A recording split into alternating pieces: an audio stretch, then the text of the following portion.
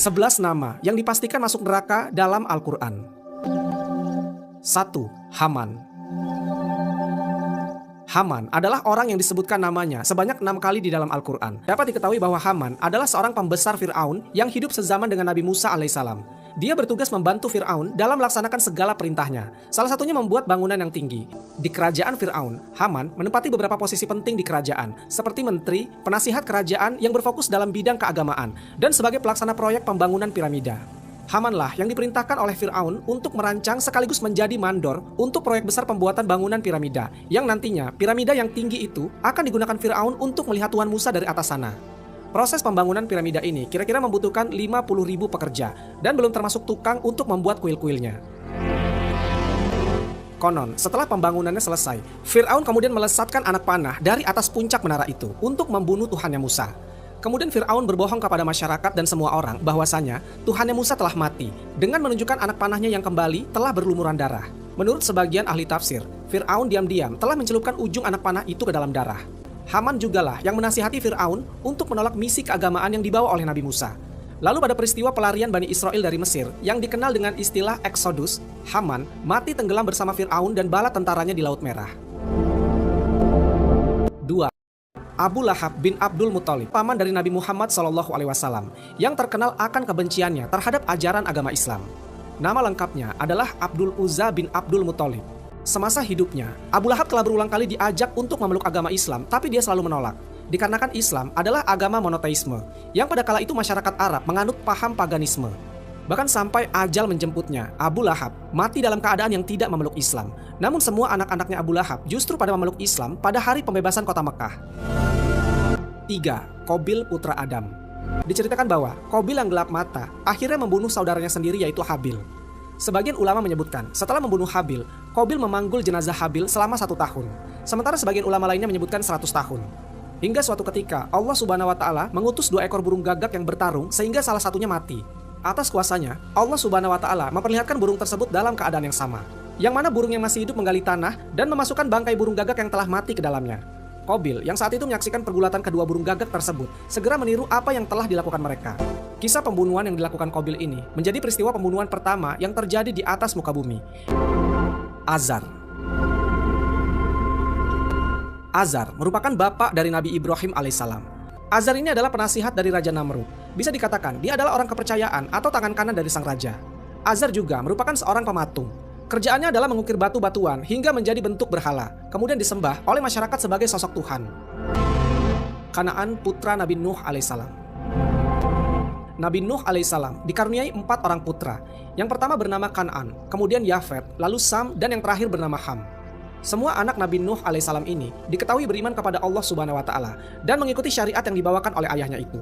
Namun rupanya putranya yang tertua yang bernama Kanaan hanya berpura-pura beriman. Kanaan menyembunyikan rasa bencinya kepada ayahnya. Maka ketika hari di mana musibah banjir besar itu tiba, Nabi Nuh alaihissalam beserta seluruh umatnya masuk ke dalam kapal. Lalu Nabi Nuh alaihissalam mengabsen orang-orang yang ada di kapal tersebut. Semua umatnya ada, termasuk anaknya Sam, Ham, dan Yafet. Namun dia tidak melihat putra sulungnya yang bernama Kanaan. Kemudian Nabi Nuh alaihissalam keluar dari kapal itu dan pergi mencari Kanaan.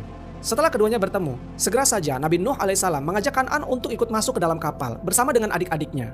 Namun dengan rasa angkuhnya, Kanaan menolak ajakan ayahnya tersebut dan lebih memilih naik ke atas gunung demi menghindari banjir besar tersebut. Kanaan mengabaikan ayahnya karena rasa bencinya itu. Dan rupanya, banjir besar itu pun tidak hanya menenggelamkan kampung mereka, bahkan banjir itu menenggelamkan gunung-gunung tinggi termasuk gunung di mana Kanaan berlindung. Kanaan mati karena bertahan dengan rasa angkuhnya. 6. Fir'aun zaman Nabi Musa.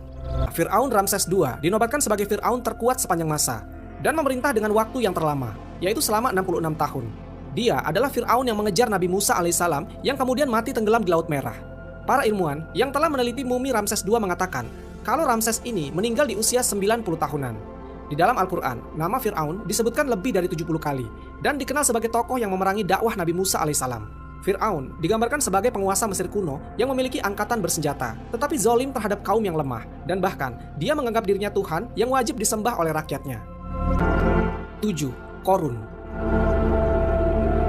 Kisah tentang Qorun diabadikan di dalam Al-Quran sebagai bentuk peringatan sekaligus menjadi pengingat bagi manusia bahwasanya sesungguhnya Allah Subhanahu wa Ta'ala tidak menyukai hambanya yang sombong dan tidak mengakui nikmat pemberiannya. Disebutkan dalam sebuah riwayat kalau Qorun adalah sepupu dari Nabi Musa alaihissalam. Qorun adalah anak Yasar yang merupakan adik kandung dari ayahnya Nabi Musa yang bernama Imron. Sebelum Qorun menjadi orang kaya, dulunya dia adalah orang yang sangat miskin dan bahkan punya banyak anak. Hal itulah yang membuat Qorun pusing. Hidupnya terbebani karena banyak tanggungan dan tidak punya uang. Pada suatu hari, Qorun mendatangi Nabi Musa alaihissalam. Qorun meminta Nabi Musa alaihissalam untuk mendoakannya supaya dia diberikan kekayaan. Dan tentu, doa dari seorang nabi pasti diijabah oleh Allah Subhanahu wa taala. Dalam beberapa riwayat disebutkan bahwa Allah Subhanahu wa taala menurunkan gempa bumi yang sangat dahsyat beserta tanah longsor. Tempat Qorun ditenggelamkan bersama dengan harta dan pengikutnya telah menjadi sebuah danau yang dikenal sebagai Danau Qorun atau Bahiroh Qorun. Adapun yang tersisa hanya puing-puing istana Qorun yang terletak di daerah Al-Fayum, Mesir. Qorun tenggelam bersama seluruh harta kekayaannya ke dalam perut bumi dan tidak ada yang satu pun tersisa. Tidak ada pula satu orang saja dari keluarga, kerabat, teman, maupun pengikutnya yang mampu menyelamatkannya. Harta dan ilmu yang dimiliki dan diagung-agungkan olehnya justru menjadi malapetaka baginya. 8. Istri Nabi Lut alaihissalam. Nabi Lut alaihissalam dan istrinya tinggal di sebuah kota yang bernama Sodom. Di kota itulah Nabi Lut alaihissalam ditugaskan oleh Allah Subhanahu wa taala untuk berdakwah kepada penduduk Sodom. Karena seperti yang kita sering bahas, orang-orang Sodom ini punya perilaku menyimpang, yaitu penyuka sesama jenis. Selain itu, masyarakat Sodom juga biasa merampok, menganiaya, dan melakukan kejahatan-kejahatan lainnya. Sesuai tugasnya, kemudian Nabi Lut alaihissalam setiap hari mendakwahi kaum ini, mengingatkan mereka, dan meluruskan fitrah mereka sebagai manusia. Namun terjadi penolakan demi penolakan. Hanya sebagian kecil saja yang mau ikut ajaran Nabi Lut alaihissalam pada waktu itu. Sebagian lainnya membangkang dan mendustakan Nabi Lut alaihissalam termasuk istrinya. Istrinya ini justru lebih mendengarkan para pembesar-pembesar kaumnya yang zolim dibanding mendengarkan apa yang dikatakan oleh suaminya. Wali'ah adalah sosok pengkhianat, sehingga ketika turun azab di kota Sodom, Wali'ah ikut mati bersama-sama penduduk kota Sodom yang membangkang. Sementara Nabi Lut alaihissalam dan para pengikutnya telah berhijrah ke suatu tempat yang aman tepat sebelum azab itu terjadi. 9. Istri Nabi Nuh alaihissalam. Sama seperti halnya Wali'ah, istri Nabi Nuh alaihissalam juga membangkang dan lebih memilih mendengarkan apa yang dikatakan pembesar-pembesar kaumnya. Dalam literatur Muslim, istri Nabi Nuh alaihissalam bernama Walihah. Ada juga yang menyebutkan kalau istri beliau bernama Amzurah binti Barakil, yang kemudian melahirkan 4 orang anak laki-laki yang bernama Kan'an, Sam, Yafits, dan Ham. Namun siapapun namanya, istri Nabi Nuh alaihissalam adalah salah satu orang yang tewas dalam musibah banjir besar karena dia tidak naik ke kapal Nabi Nuh alaihissalam dan lebih memilih ikut bersama para pembesar-pembesar kaum yang membangkang terhadap dakwah dari Nabi Nuh alaihissalam. 10. Namrud. Nimrod atau Namrud bin Kan'an bin Kaushi bin Sam bin Nuh alaihissalam.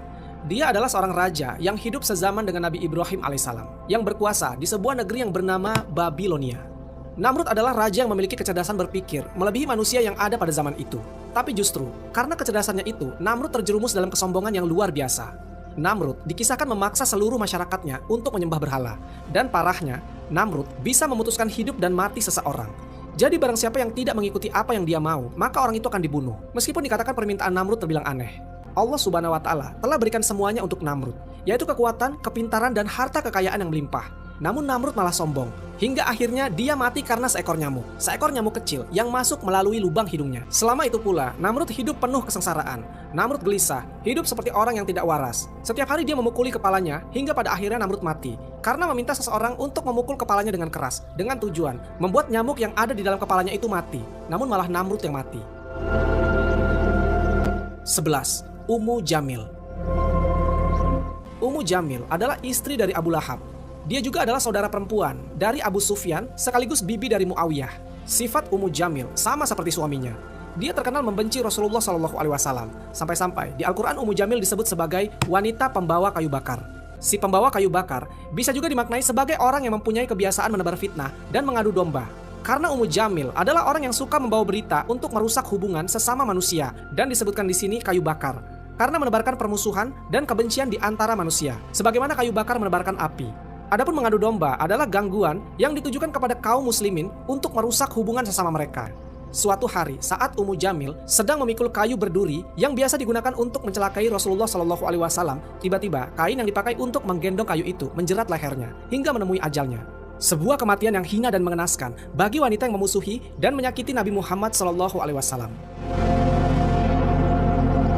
Wallahu a'lam bishawab.